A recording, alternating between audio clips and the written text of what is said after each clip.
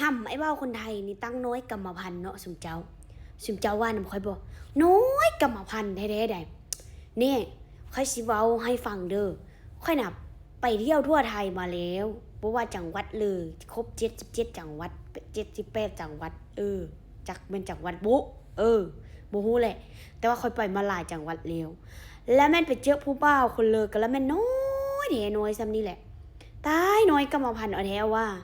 น้อยเนาะนี่น้อยปะล่ำปะเหลือหั่นน่ะน้อยละดำพร้อมทั้งน้อยทั้งสั้นทั้งดำทั้งแตกไว้สุมเจ้าเอ้ยแล้วแม่นว่าเอ้ยสมพอเนาะแล้วแม่นว่า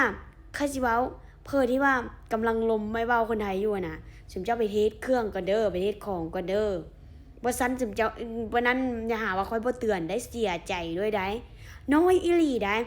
น้อยแบบไปส่งไปศัลยกรรมมามันก็ช่วยบ่ได้ค่ะเพราะว่าความน้อยหั่นน่ะแบบว่าตอนมันฮดขนาดสุมเจ้าแล้วแม่นว่าบ่เห็นฮอดหัวคำเบิ่งก็บ่มีเลยหั่นน่ะความว่าน้อยหั่นน่ะคำจนว่าบ่เห็นแล้วแม่นว่าอีกแล้วแต่ว่าเขาสิบอกว่าอันเพื่อที่ได้อันพวกคนไทยอยู่ปัจจุบันนี้ก็เสียใจนำเด้อที่ว่าอันได้อันของน้อยปานนี้น่ะ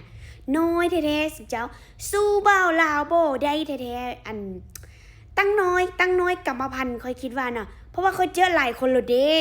เจอหลายคนแล้วแบบว่าผู้เลอก็ว่าเป็นแนวนั้นเนาะผู้เลอก็แบบน้อยอยู่เนาะก็แสดงว่าน้อยกรรมพันธุ์แหละคันเจอประมาณ100-300เป็นพันคนแล้วนะยังน้อยซ้ำนั้นน่ะแสดงว่ากรรมพันธุ์เบิดเลยคือหมอศัลยกรรมตกแต่งก็ยังช่วยบ่ได้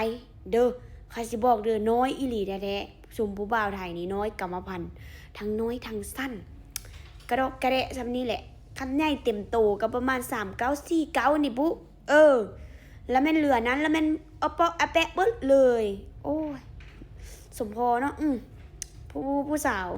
าวจึงว่าแบบมักคนต่างประเทศนะ